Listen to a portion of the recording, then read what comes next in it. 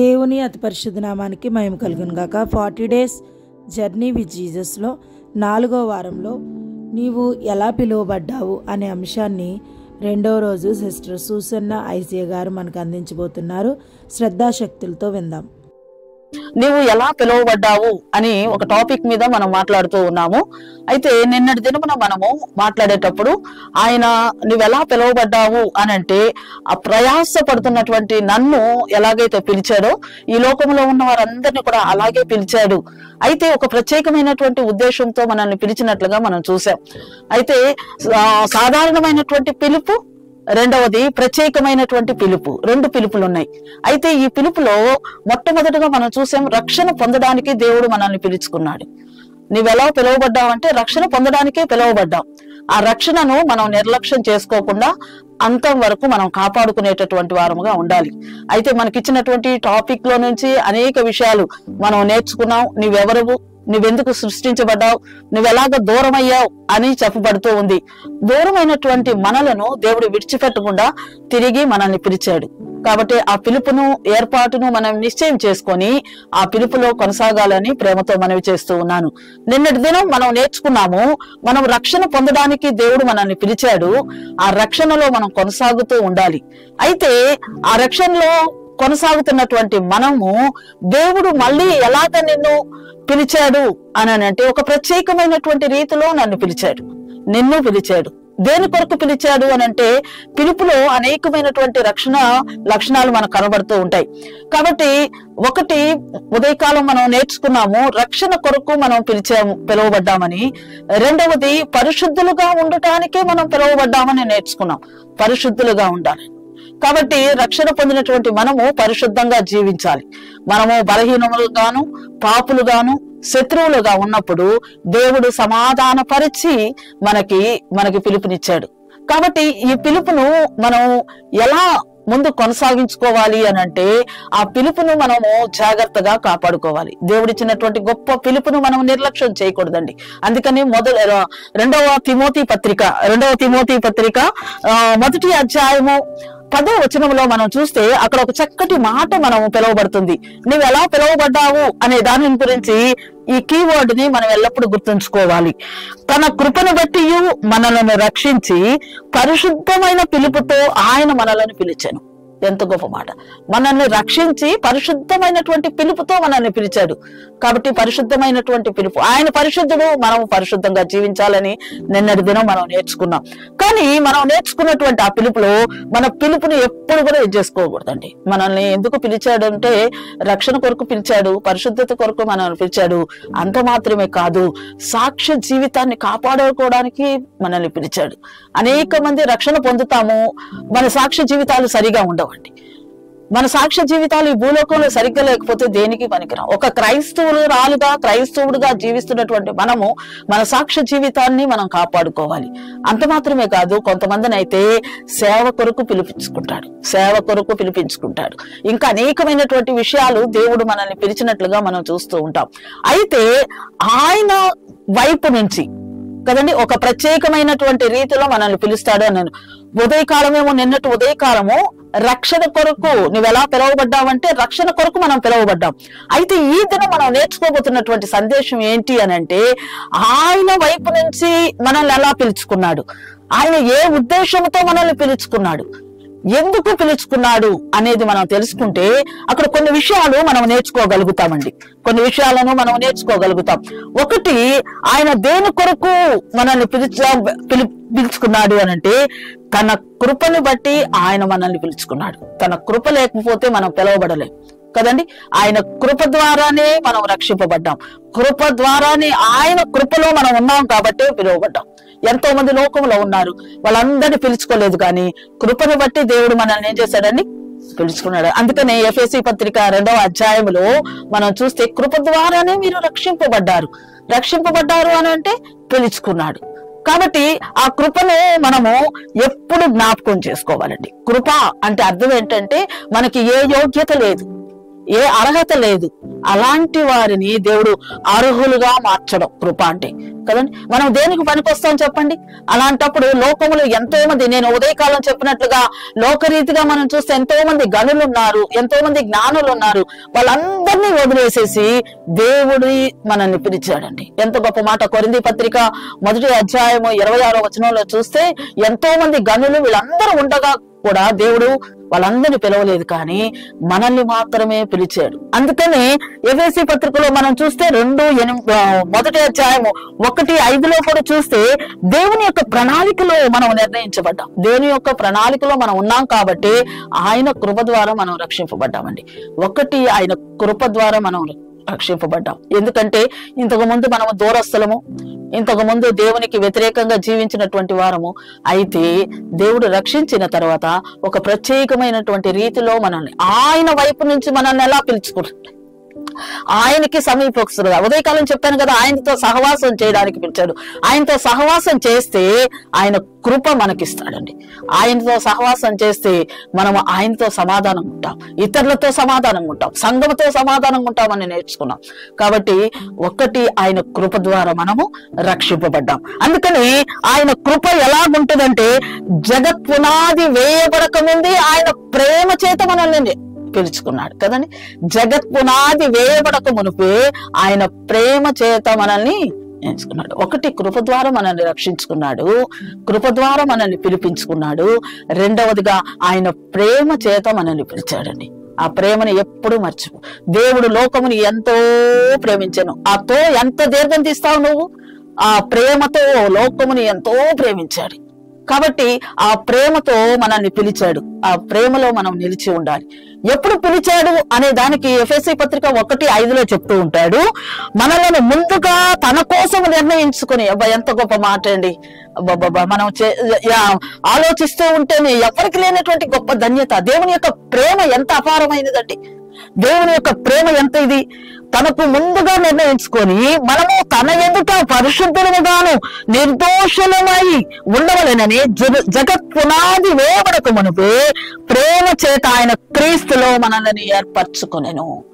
క్రీస్తులో ఏర్పరచుకున్నాడు. ప్రేమ చేత మనల్ని పిలుచుకున్నాడండి. ప్రేమ చాలా గొప్పదండి. యేసయ్య ప్రేమిస్తే ఆయన ప్రేమ ఎంత గొప్పదో. మనము 1 కొరింథీ పత్రిక 13వ అధ్యాయంలో ప్రేమ లేకపోతే మనం ఎంతైనా వ్యర్థం. దేవుడు లోకాన్ని ఎంతగా ప్రేమించాడు, మనల్ని ప్రేమించాడు కాబట్టి లోకంలో నశించిపోకుండా నరకానికి వెళ్లకుండా మనల్ని రక్షించుకున్నాడు. రక్షించినటువంటి దేవుడు ఆయన కృప ద్వారా మనల్ని రక్షించుకున్నాడు. రెండవదిగా ఆయన ప్రేమ చేతనే మనల్ని రక్షించుకున్నాడు. ఆ ప్రేమ ఎంతైనా గొప్పదండి. కాబట్టి ఆయన వైపు నుంచి ఆయన మనల్ని ఎలా పిలిచాడంటే, నేను ఎలాగైతే ప్రేమించానో మీరు కూడా ఒకరినొకరు ఏం చేయాలి? ప్రేమించాలి. ఒకరినొకరు ఏం చేయాలి? ప్రేమించాలి. ప్రేమ లేకపోతే మనం వ్యర్థులం. అర్థమైందండి? చాలా మంది ప్రైజ్ లార్డ్ అని చెప్తూ ఉంటారు. చాలా మంది అంతా ప్రైజ్ లార్డ్ అని చెప్తూ ఉంటారు. పైకి మాత్రమే పైకి భక్తి గలవారై ఉండి దేవుని యొక్క శక్తిని ఆశ్రయించినటువంటి వారుగా పైకి మాత్రమే భక్తిగా చెప్తూ ఉంటారు. కానీ ప్రైజ్ లార్డ్ చెప్పినప్పుడల్లా ప్రైజ్ లార్డ్కి 100 రూపాయలు ఇమ్మంటే ఎవరన్నా చేస్తారా? ఎవరు? ఎందుకని? ప్రైజ్ లార్డ్ అంటే ఊరికే వచ్చింది కదా. అలాంటి దొంగ ప్రేమలతో మనం ప్రైజ్ లార్డ్ వెనకాలకి వెళ్ళిన తర్వాత మనం కొనుక్కుంటూ ఉంటాం. యేసు ప్రభు ఎప్పుడు అలా చేయలేదండి. ఆయన ప్రేమ చేత మనల్ని రక్షించుకున్నాడు. ప్రేమ చేత మనల్ని తీర్చిదిద్దాడు. ఆయన కల్వారి సిలువలో ప్రేమ చేత ఆయన కల్వారి సిలువలో మన కొరకు బలి అయ్యాడండి. అంతగా ప్రేమించాడు. ఎంతగా ప్రేమించాడంటే, ఏ పాపము ఎరిగినటువంటి పాపులైనటువంటి మన కొరకు కల్వారి సిలువలో మరణించారు. ఆయన ప్రేమ ఎంత గొప్పదండి. కాబట్టి ప్రేమ చేతనే మనం రక్షింపబడాలి. అందుకని ఇర్మియా గ్రంథంలో చెప్తూ ఉంటాడు, శాశ్వతమైనటువంటి ప్రేమ చేత నేను మిమ్మల్ని ప్రేమించానంటున్నాడు.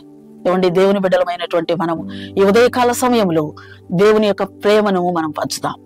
ఇతరులను మనం పంచుదాం. ఇతరులకు మనం ప్రేమను చూపిద్దాం. వాళ్ళు ఎలాగున్నప్పటికీ కూడా మన ప్రేమను మనం మాత్రము వ్యక్తపరచాలి. యేసయ్య మనకి ఎలాగైతే ప్రేమను వ్యక్తపరిచాడో అలాగా దేవుని యొక్క ప్రేమను మనము వ్యక్తపరిచే వాళ్ళంగా మనం ఉండాలి.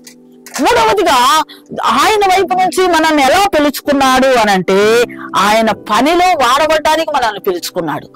ఊరికే పిలుచుకొని రక్షించేసేసి ఇలా కాదండి. ఎందుకు అని అంటే ఆయన పని ఏంటి? ఆయన పని నశించిపోతున్నటువంటి ఆత్మల్ని రక్షించే పని. మనకిచ్చినటువంటి తలాంతులను దేవుని కొరకు మనం ఉపయోగించాలండి. దేవుడు అందుకనే మనల్ని పిలిచాడు. ఆయన పనిలో మనం వాడబడాలి. లోకం కొరకు ఎంత వాడబడినా అది నిష్ప్రయోజనమే. నువ్వు నీ ఇంట్లో ఎంత పని చేసుకున్నా వ్యర్థమే.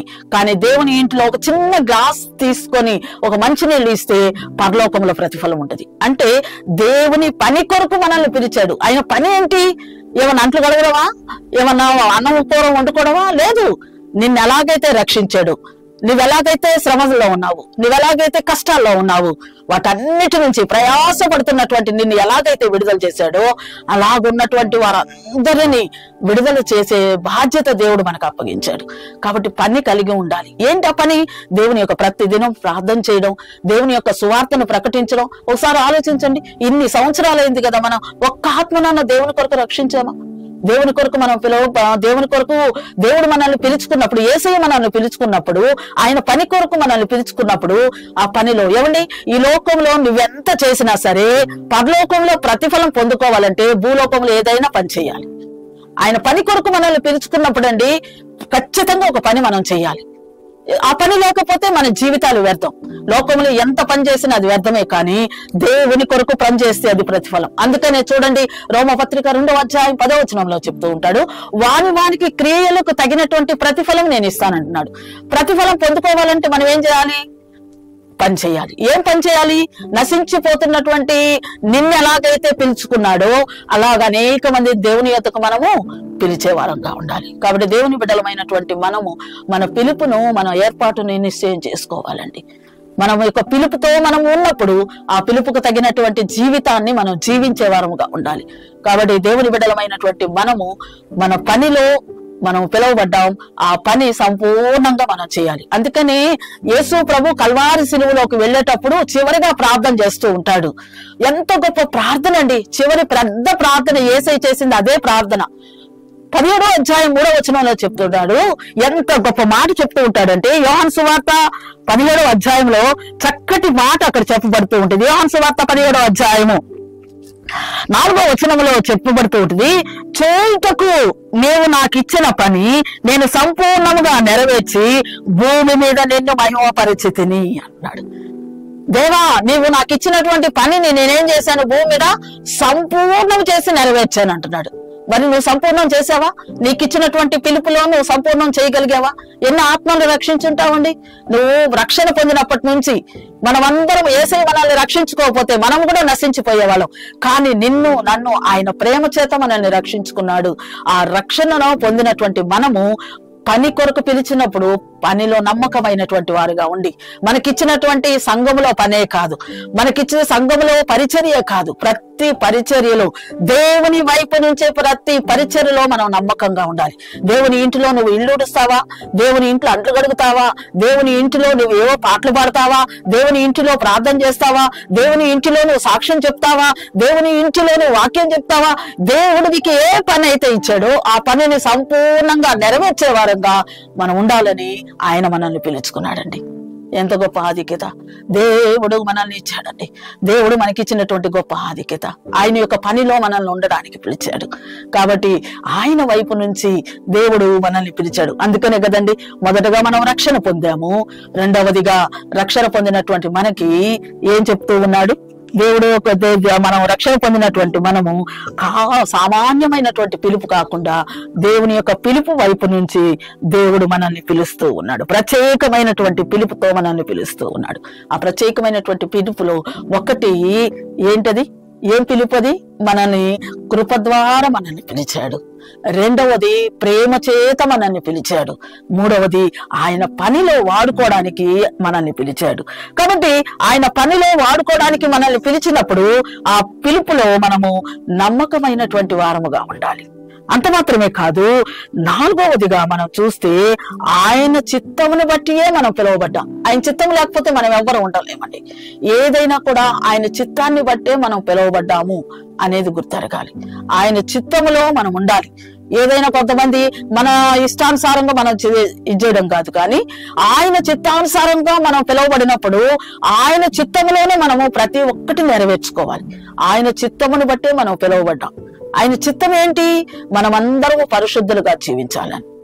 మనమందరము పరిశుద్ధులుగా జీవించి ఆ పిలుపుకు మనం ఏం చేయాలంట? యోగ్యులుగా మారాలి. నువ్వెలా పిలువబడ్డావంటే పరిశుద్ధంగా ఉండడానికి పిలువబడ్డాం. ఆయన చిత్తములో, ఆయన యొక్క చిత్తములో మనము ఉండడానికే ఆయన మనల్ని పిలుచుకున్నాడు. ఆయన చిత్తమును బట్టి మనం ఏది అడిగితే కూడా ఆయన ఇస్తాడు. కాబట్టి ఆయన చిత్తము లేకుండా మనం ఏది అడిగినా కూడా మనకి ఇవ్వలేడు. కాబట్టి దేవుని బిడ్డలమైనటువంటి మనము ఆయన చిత్తములో ఉండడానికి మనల్ని మనం సమర్పించుకుందామండి. ఆయన చిత్తములో ఉండడానికి మనల్ని మనం ఏం చేద్దాం? సమర్పించుకుందాం. ప్రభా, నీవు గొప్ప పిలుపుతో పిలిచావయ్యా, కానీ అందరినీ రక్షణ కొరకు పిలిచావు, నన్నైతే సేవ కొరకు పిలిచావు, నన్నైతే పాటలు పాడడానికి పిలిచావు, నన్నైతే ప్రభా వాక్యం చదవడానికి పిలిచావు, నన్నైతే శిష్యరికం చేయడానికి పిలిచావు ప్రభా, నన్ను పరిశుద్ధంగా ఉండడానికి పిలిచావు, నేను అందరితో ప్రేమగా ఉండడానికి నీవు నన్ను పిలిచావు. ఏమండి, ఎంత గొప్ప పిలుపులండి దేవుడిచ్చిన పిలుపులు. యేసు ప్రభు కల్వారి సిలువలో వెళ్ళిపోతూ, కల్వారిలో గొల్గోతా కొండ మీద ఆయన శ్రమ పొందుతూ మనకి ఆ పిలుపునిచ్చి వెళ్ళాడు. కాబట్టి ఆ పిలుపులో మనము తగినట్టు వారుగా మనం జీవించాలి. ఆ పిలుపుకు మనము తగినట్టు వారుగా మనం జీవించాలి. అంత మాత్రమే కాదు, ఆయన మనల్ని ఎందుకు పిలిచాడు అనంటే ఆయన బహుమానం ఇవ్వడానికి మనల్ని పిలిచాడు. ఏమండి, ఈ లోకంలో ఇంత కష్టపడుతూ ఉన్నప్పుడు యేసయ్యకి ఇచ్చిన దేవుడిచ్చింది, యేసయ్యకి ఏం బహుమానం ఇచ్చాడండి? తండ్రి కుడిపార్శ్వమున కూర్చొని ఉండడానికి యేసయ్య ఒక గొప్ప పిలుపునిచ్చాడు దేవుడు కదండి. తండ్రి పిలుచుకున్నాడు కుమారుని, నువ్వు వెళ్ళి నా ప్రజల కొరకు నువ్వు శ్రమపడు, నా ప్రజల కొరకు నువ్వు కల్వారి సిలువలో మరణించని చెప్పి అన్నాడు. ఆయన చిత్తాన్ని బట్టి ఆయన కల్వారి సిలువలో మరణించాడు. మరణించిన దానికి ప్రతిఫలం ఏంటి అనంటే చివరి రక్తపు బొట్టు వరకు ఆయన కార్చాడు. ఆయన ప్రతిఫలము ఆయన ఏం పొందుకున్నాడు అనంటే మనం అందరము ఆయన వారముగా మారడానికి, ఆయన వారముగా మార్చుకోవడానికి ఆయన ఏం చేశాడు? కల్వారి సిలువలో మరణించాడు. ఆయన వారముగా ఉండడానికి మనల్ని పిలిచాడు. పిలిచినటువంటి ఆయన ఒట్టి చేతులతో మనల్ని వదిలిపెట్టడం లేదు, కానీ ఆ పని ఎవరైతే చేస్తారో ఆ పనికి తగినటువంటి ప్రతిఫలాన్ని, బహుమానాన్ని ఇవ్వడానికే మనల్ని పిలిచాడు. బహుమానము పొందుకునే వారముగా ఉండాలండి. మనము బహుమానము పొందుకునే వారముగా ఉండాలి. ఏంటి ఆ బహుమానం అంటే? నిత్య కాలము, యుగ యుగాలు దేవునితో ఉండేటటువంటి బహుమానం. అందుకొరకే ఆయన మనల్ని పిలుచుకున్నాడు. ఇదంతా వ్యర్థం కదండి. ఈ లోకమంతా వ్యర్థమే, ఈ లోకమంతా వ్యర్థమే. కానీ నిత్య కాలము, కొంతకాలము జీవించిన మన జీవితం ఈ భూలోకములో ఎలా జీవించాలి అనంటే ఒక తామరాకు వలె జీవించాలి. తామరాకు నీళ్ళల్లోనే ఉంటుంది, కానీ నీళ్లు దాని మీద పారుతూ ఉంటాయి, కానీ ఒక్క బొట్టైనా దాని మీద ఉంచుకోదు.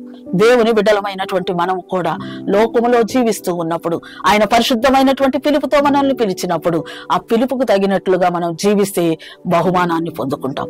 ఆ బహుమానం పొందుకోవాలి అనుకుంటే దేవునికి లోబడినటువంటి వారుగా, దేవునికి యేసయ్య ఎలాగైతే లోబడి జీవించారో మనము కూడా లోబడి జీవిస్తే దేవుని దగ్గర మనము బహుమానం పొందుకుంటాం. అందుకనే యోహాను సువార్త 14వ అధ్యాయం చెప్తూ ఉన్నాడు, నా ఇంటి అనేకమైనటువంటి నివాసాలు కలవు, లేని ఎడల మీతో చెప్తాను, కానీ నేను వెళ్తూ ఉన్నాను. ఎందుకు వెళ్తూ ఉన్నాను?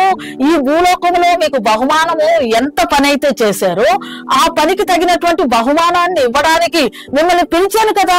పిలిచినటువంటి వారిని వ్యర్థంగా విడిచిపెట్టను. నేను పిలిచినటువంటి వారిని వ్యర్థంగా నేను విడిచిపెట్టను, కానీ మీకు బహుమానం సిద్ధం చేయడానికి వెళ్తూ ఉన్నాను. ఆ బహుమానం పొందుకోవాలి పొందుకోవాలంటే నేను అక్కడ స్థలాన్ని సిద్ధపరుస్తాను. నా ఇంటి అనేకమైనటువంటి నివాసాలు ఉంటున్నాయి.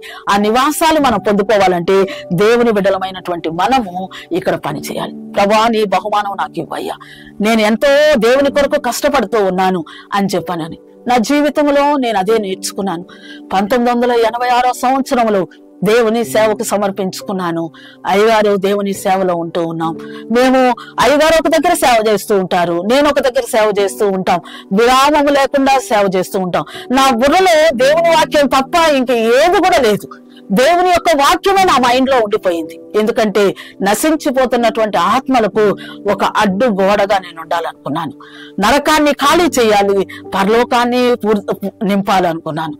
అందుకని ఎక్కడ వాక్యం అందించాలని పిలిస్తే, దేవుని యొక్క ప్రణాళికలో, దేవుని యొక్క చిత్తములో నన్ను ఎవరైతే పిలుస్తారో ఆ పిలుపుకు లోబడి నేను వెళ్ళిపోతూ ఉంటాను.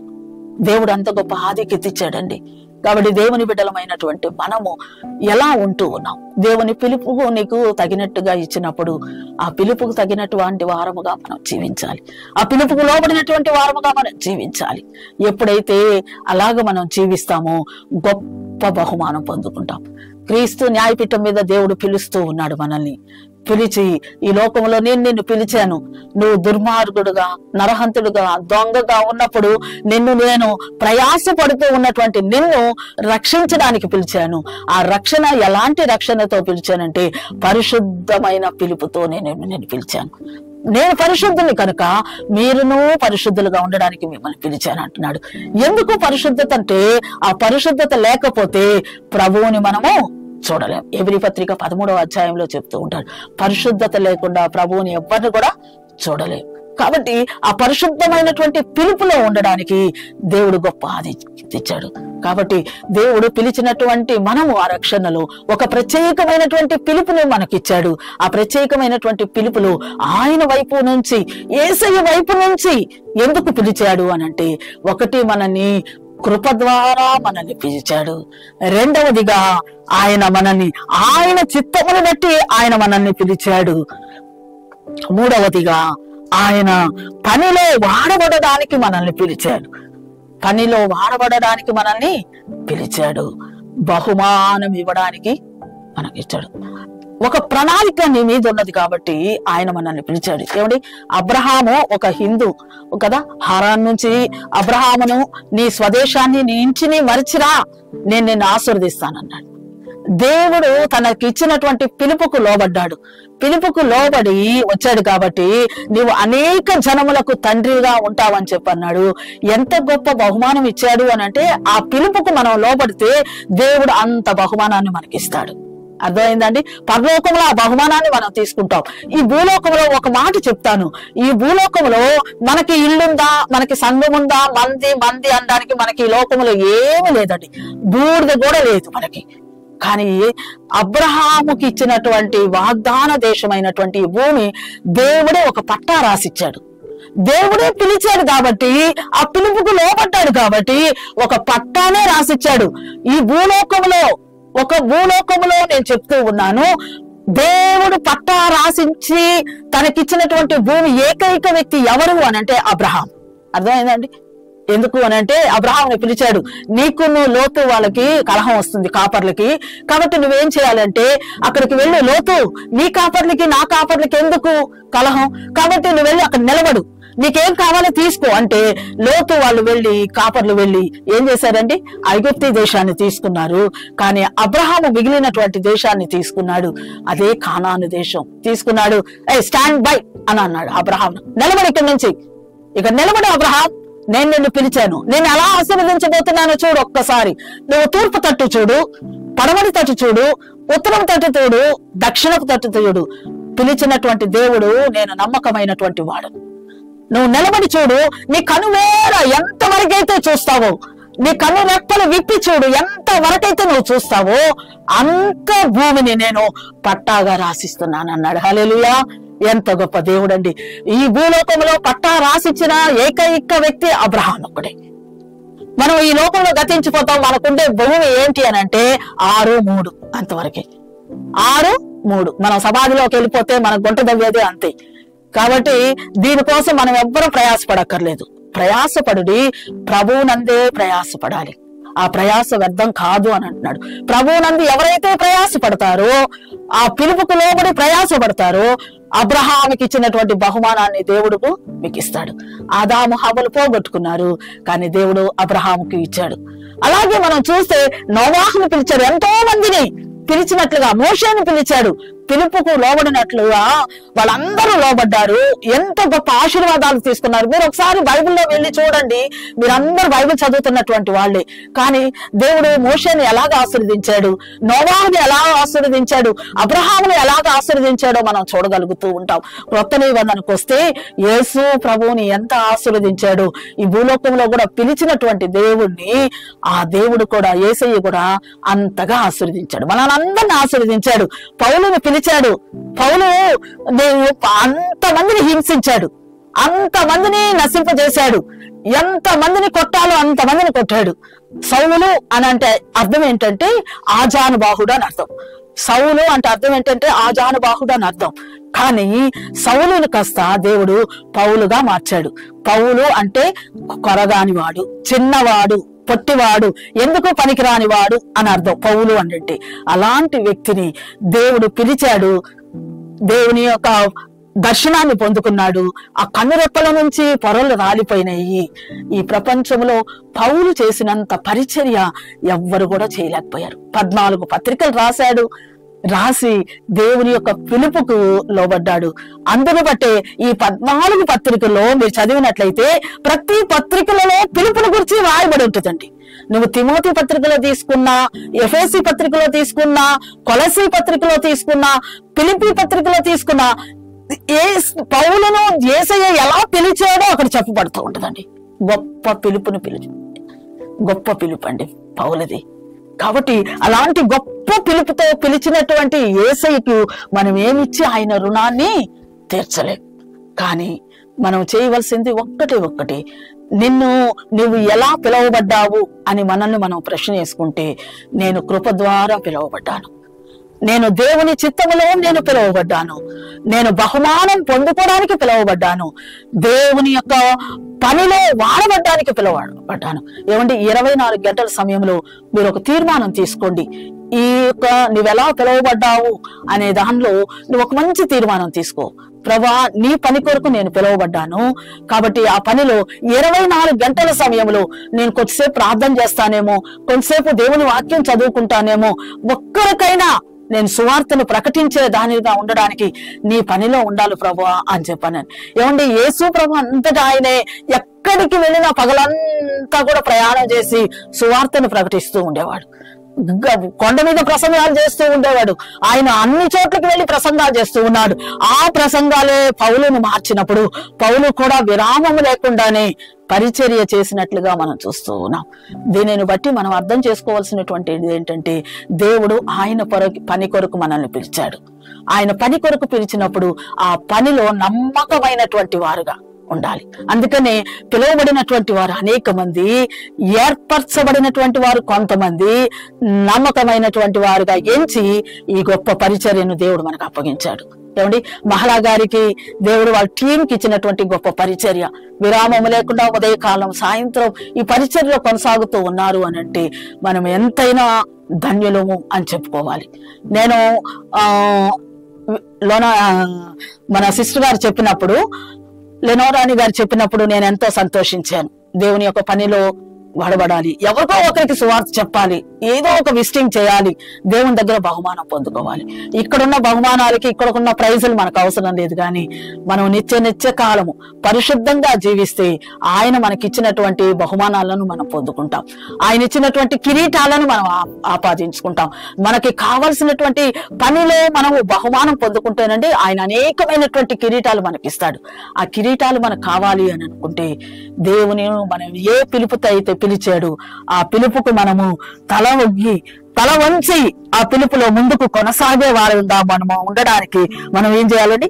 ప్రయాసపడాలి. మనము ప్రయాసపడేటటువంటి వారముగా మనం ఉండడానికే దేవుడు మనల్ని పిలిచినట్లుగా మనం చూస్తూ ఉంటాం. కాబట్టి దేవుని బిడ్డలమైనటువంటి మనము ఎలా ఉన్నాము, దేవుని బిడ్డలమైనటువంటి మనము ఎలాంటి స్థితిలో ఉన్నామో మనల్ని మనం ఏం చేయాలని పరిశీలన చేసుకోవాలి, మనల్ని మనం పరిశీలన చేసుకోవాలి, మనల్ని మనము దేవునికి మనము హృదయపూర్వకంగా మనం చేయాలి. మనం ప్రార్థన చేసుకునేటప్పుడు ఇదే ప్రార్థన చేసుకోవాలి. ప్రభువా, మిమ్మల్ని పిలిచిన పిలుపుని చూడుడి, మీకు లోకరీతులు జ్ఞానులైనను గొప్ప వంశం వారైన అనేకులు పిలువబడలేదు కానీ ఏ శరీరం మనం అతిశయింపకుండానట్లు దేవుడు లోకములో ఉన్న వారిని మనల్ని ఎన్నుకున్నాడు, మనల్ని ఏర్పరచుకున్నాడు, మనల్ని పిలుచుకున్నాడు. ఆ పిలుపుకు తగినటువంటి జీవితాన్ని మనం జీవించడానికి ఒక మంచి తీర్మానం తీసుకోవాలండి. ఒక మంచి తీర్మానము మనం తీసుకోవాలి. ఎప్పుడైతే అలాంటి తీర్మానాన్ని మనం తీసుకుంటామో ఈ యొక్క పిలుపులో మనము ముందుకు కొనసాగే వారముగా ఉంటాం. ఈ పిలుపులో మనం ముందుకు కొనసాగే వారముగా మనము జీవిస్తూ ఉన్నాం. ఈ ఉదయకాల సమయంలో దేవుని బిడ్డలమైనటువంటి మనము ఎలాంటి జీవితంలో జీవిస్తూ ఉన్నాం? దేవుని పిలుపుకు మనము లోబడే వారముగా ఉంటూ ఉన్నామా? మన పౌలు గారు చెప్పినట్లుగా తిమోతికి శిష్యులు, వాళ్ళందరూ శిష్యులుగా ఉండి దేవుని యొక్క పిలుపుకు ఎంత లోబడి జీవిస్తున్నారు. మనము కూడా అలాంటి జీవితాన్ని జీవించడానికి మనం ఏం చేయాలండి? ప్రయాసపడాలి. మనము అలాంటి జీవితాన్ని జీవించడానికి మనం ఏం చేయాలి? జీవించాలి. కాబట్టి అపవిత్రతను ఎంతకాలం అపవిత్రంగా జీవిస్తామండి? ఎంతకాలం జీవిస్తామండి? యేసు ప్రభు సమరయ స్త్రీతో చెప్పాడు కదా, యేసు ప్రభు మధ్యాహ్న సమయంలో వచ్చి, అమ్మా, ఇప్పుడు ఉన్నవాడు నీ వాడు కాదు, నీకు అనేక మంది పెనిమిట్లు ఉన్నారు అని చెప్పినప్పుడు ఆమె పాపములో జీవిస్తుంది, పాపములోనే ఉండిపోయింది. కానీ యేసయ్య పిలిచినప్పుడు ఆ పిలుపుకు లోబడి తనొక్కటే రక్షణ పొందడం కాదు, గాని ఏ సుకారం అనే గ్రామం అంతా నాశనం అయిపోయిందో, ఎవరైతే ఆమెను చేర్చుకోలేదో వాళ్ళందరూ యేసయ్య పిలుపుకు సమరయ స్త్రీ లోబడింది. కాబట్టి ఆ పిలుపుకు లోబడినందువలన ఒకరు రక్షణ పొందడం కాదు, ఇద్దరు రక్షణ పొందడం కాదు, గ్రామాన్ని రక్షించుకుందండి. ఒకసారి ఆలోచించండి, నేను ఎలా పిలువబడ్డాను, నువ్వు ఎలా పిలువబడ్డావు? ఒకసారి నీ పిలుపు ఎప్పుడైనా ఆలోచించుకున్నావా? ఆ పిలుపుని ఆలోచించుకుంటే మనం ఊరకే ఉండలేమండి. ఎప్పుడు యేసు ప్రభు ఏం చేసేవాడు? పగలంతా పరిచర్య చేసేవాడు, సాయంత్రం అయితే కొండకెళ్ళి ప్రార్థన చేసేవాడు. అలాంటి స్థితిలో నేను కూడా అలాగే నా జీవితంలో నేను 3 గంటలకు లెగిస్తాను. ఉదయకాలం 3 గంటలకు లేచి ప్రార్థన చేస్తూ ఉంటాను. 3 నుంచి 4:30 వరకు ప్రార్థన చేస్తాను. 4:30 నుంచి 5 గంటల వరకు బైబిల్ రీడింగ్ చేస్తాను. 5 గంటలకి వెళ్ళి ఒక కాఫీ తాగుతానండి. ఎవరన్నా లెగిస్తారా? ఆడవాళ్ళమై ఉండి మనము, కుటుంబంలో ఉంటున్నటువంటి మనము, దేవుని బిడ్డలమైనటువంటి మనము పరిశుద్ధంగా పిలుపును మనం నిశ్చయం చేసుకొని, దేవుడు మనల్ని దేని కొరకు పిలిచాడు? ఉదయకాలం లేస్తే 6 గంటల నుంచి రాత్రి పడుకునేంత వరకు మన బిజీలో మనం ఉంటున్నాం. కానీ ఒకసారి గుండె మీద నేను ఎంతో బాధపడుతూ ఉంటానండి. దేవుడు మనల్ని పిలిచాడు, దేని కొరకు పిలిచాడు? ఆ పిలుపునే మర్చిపోయి లోకం కొరకు ఎంత ప్రయాసపడుతున్నాం, లోకం కొరకు ఎంతగా వేదన పడుతున్నాం. ఇవన్నీ వ్యర్థమేనండి, ఇవన్నీ వ్యర్థమే. దేవుని కొరకు పిలిచినటువంటి పిలుపులో మనము పరిశుద్ధంగా జీవించాలి.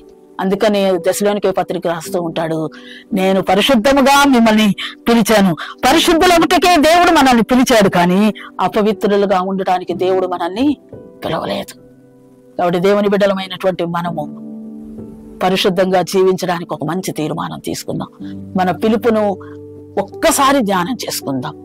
ఒకసారి బైబిల్లో ఉన్నటువంటి వాళ్ళందరినీ ఎలా పిలిచాడు, ఆ పిలుపుకి ఎలాగ లోబడి వాళ్ళు ఎలాగ ఉన్నతమైనటువంటి స్థానాన్ని పొందుకున్నారు. ఒక విషయం చెప్పనండి, ఆదాము హవ్వని పిలిచినప్పుడు మేము తోట మధ్యలో దాక్కున్నాము అని అన్నారు. మేము దిగంబరులుగా ఉన్నాము, తోట మధ్యలో దాక్కున్నామని ఆ పిలుపుకు అవిధేయులైపోయారు. కానీ సమరయ స్త్రీ దగ్గరకు వచ్చేటప్పటికి యేసయ్య పిలిచినప్పుడు ఆమె యేసయ్య దగ్గరికి వెళ్ళింది, తన జీవితంలో ఉన్నటువంటి తప్పును ఒప్పుకుంది, ఆ పిలుపుకు లోబడి జీవించింది, గ్రామాన్ని రక్షించుకుంది. ఈ దినం నుంచి నిన్ను పిలిచినటువంటి దేవుడు నిన్ను ఊరికే పిలవలేదు, నువ్వు బహుమానం పొందుకోవాలేనంటే. ఈ భూలోకంలో మనం ఎంత పని చేసినా అంతా శూన్యమేనండి. ఒక్క మాట చెప్తాను, పరలోకంలో బహుమానం కావాలంటే ఈ భూలోకంలో దేవుని కొరకు కష్టపడి పని చేయాలి. నిన్ను పిలిచింది అందుకనే, దేవుని కొరకు ప్రయాసపడు, ప్రయాస వ్యర్థం కాదంటున్నాడు. దేవుని కొరకు ఎవరైతే ప్రయాసపడి జీవిస్తారో వాళ్ళని దేవుడు అత్యధికంగా ఆశీర్వదిస్తాడు. అంత మాత్రమే కాదు, దేవుడు ఒక ఉన్నతమైనటువంటి బహుమానాన్ని ఇస్తాడు. ఆ సమరయ స్త్రీకి ఎంత గొప్ప బహుమానం ఇచ్చాడు. ఆమె అయితే పరలోకాన్ని పోగొట్టుకుంది, సమరయ స్త్రీ అయితే పరలోకాన్ని స్వాధీనం చేసుకుందండి. ఈ ఉదయకాల సమయంలో నీకు కూడా అలాంటి పరలోకం కావాలంటే ఒక మాట చెప్తానండి, చివరిగా ఒక్క మాట చెప్పి నేను వాక్యాన్ని ముగిస్తాను. మనం రక్షణ పొందాం, ప్రతి ఒక్కరు కామన్ గా రక్షణ పొందాం. దేవుడు నీకు పరలోకం ఇస్తాడు. నువ్వు రక్షణ పొందావు కాబట్టి నీకు దేవుడు పరలోకం ఇస్తాడు. కానీ రక్షణ పొందినటువంటి నీవు రెండవదిగా నిన్ను ఒక పని నిమిత్తం దేవుడు నిన్ను పిలిచాడు. దేవుడు పిలుపులో 2 రకాలని చెప్పాను కదా. ప్రత్యేకమైనటువంటి పిలుపుతో పిలిచాడు. ఆ పిలుపులోనే దేవుడు కృప ద్వారా నిన్ను పిలుచుకున్నాడు. దేవుని చిత్తాన్ని బట్టి నిన్ను పిలుచుకున్నాడు. అంత మాత్రమే కాదు, దేవుని యొక్క ప్రణాళికలో నువ్వు పిలువబడ్డావు. దేవుని యొక్క పనిలో వాడబడ్డానికి పిలువబడ్డావు. దేవుని యొక్క బహుమానం పొందుకోవడానికి పిలువబడ్డావు. బహుమానం పొందుకోవాలి అని అంటే రక్షణ పొందడానికి మామూలుగా పరలోకం ఇస్తాడు, కానీ బహుమానములు పొందుకోవాలంటే నా ఇంటి అనేకమైనటువంటి నివాసాలు అంటున్నాడు కదా. క్రీస్తు న్యాయపీఠం ఎదుట మనం నిలబడితే మనకు వచ్చేటటువంటి ఎన్ని కిరీటాలు, అతిశయ కిరీటం, మహిమా కిరీటం కదండి. వారన్నటువంటి మహిమా కిరీటాలు, ఎన్ని కిరీటాలు ఉన్నాయి. వాటిని పొందుకోవాలి అని అంటే ఇప్పుడే మనం సిద్ధపడదాం. నీకు ఇచ్చినటువంటి పిలుపులో మనం సిద్ధపడదాం. ప్రభా, నీవు నన్ను పిలిచావు, ఎలా పిలిచావో ఆ పిలుపుకు నేను లోబడి అనేక మందిని ఒక ప్రత్యేకమైనటువంటి కామన్ పిలుపుగా రక్షణ పొందడానికి వచ్చాను, కానీ నాకు ప్రత్యేకమైనటువంటి పిలుపునిచ్చావు. ఆ పిలుపులో నేనేం పని చేయాలి, నన్ను పిలిచినటువంటి పిలుపులో నేను ఎలాగ ముందు కొనసాగాలో నువ్వు నాకు నేర్పించు ప్రభు అని ఒక మంచి తీర్మానం తీసుకోండి. దేవుడు తప్పకుండా నిన్ను నీ కుటుంబాన్ని దీవించి ఆశీర్వదిస్తాడండి. కాబట్టి మనం ఈ లోకంలో పరలోకంలో ఆ కామన్ పిలుపులో మనం రక్షణ పొందినటువంటి వారముగా ఉంటాం, కానీ పరలోకానికి వెళ్తే ఇక్కడ ఏ పని చేయకుండా, ఒక ప్రార్థన చేయకుండా, ఒక వాక్యం చెప్పకుండా, ఎవరికి వాక్యం చదవకుండా నేను క్రైస్తవుని నామకార్థమైనటువంటి జీవితం జీవించామనుకో, పరలోకంలో ఇక్కడ నీకేమి దొరకదు, పరలోకంలో కూడా ఏమి దొరకదు, బూడిద మాత్రమే ఉంటది. ఆ బూడిదని సంపాదించుకోవడానికి ఎంత ప్రయాస అవసరం లేదండి మనకి. మనము పరలోకంలో ఒక బహుమానం పొందుకోవడానికి వెళ్తూ ఉన్నాం కాబట్టి ఆ ఉన్నతమైనటువంటి బహుమానాన్ని పొందుకోవాలంటే ఉన్నతమైనటువంటి పిలుపులో దేవుడు మనల్ని పిలిచాడు కాబట్టి ఆ ఉన్నతమైనటువంటి పిలుపుకు మనము అర్హులుగా మారడానికి మనల్ని మనం తగ్గించుకుందాం, మనల్ని మనము దేవునికి అప్పగించుకుందాం. దేవుడు ఈ పనిలో ఇంకా మనం ముందుకు కొనసాగడానికి దేవుడు మనల్ని అందరినీ దీవించి ఆశీర్వదించును కాక. ఆమేన్. ఒక మంచి తీర్మానం తీసుకుందాం, అందరం తలలో వంచుదాం, ప్రార్థన చేసుకుందాం. ప్రభా, నువ్వు పిలిచినటువంటి ప్రభా, నువ్వు ఎలా పిలువబడ్డావు అని చెప్పినప్పుడు రక్షణ పొందడానికి పిలిచావు, కానీ ఆ రక్షణ పొందినటువంటి నన్ను ఒక ప్రత్యేకమైనటువంటి పిలుపుతో పిలిచావన్నావు. ఆ ప్రత్యేకమైనటువంటి పిలుపులో పిలిచినటువంటి నన్ను ప్రభా, ఈ దినం వాక్యం విన్నాను, వాక్యానుసారంగా జీవించే మనస్సు నాకు ఇవ్వు. లోకంలో ఎంతో మంది ప్రభా, బైబిల్ గ్రంథంలో ఎంతో మంది పిలిచావు, వాళ్ళని ఎంతో గొప్పగా ఆశీర్వదించావు.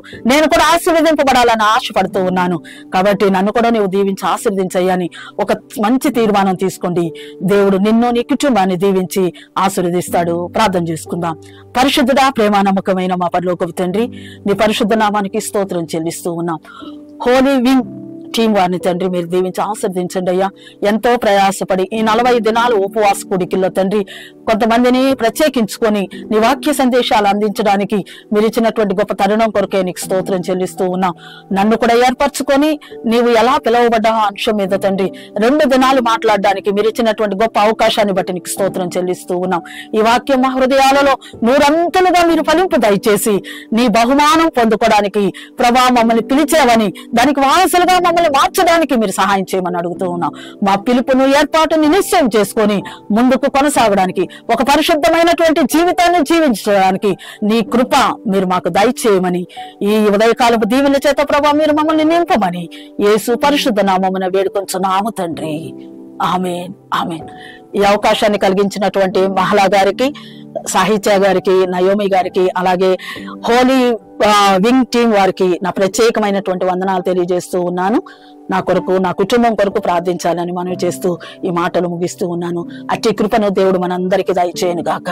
ఆమేన్.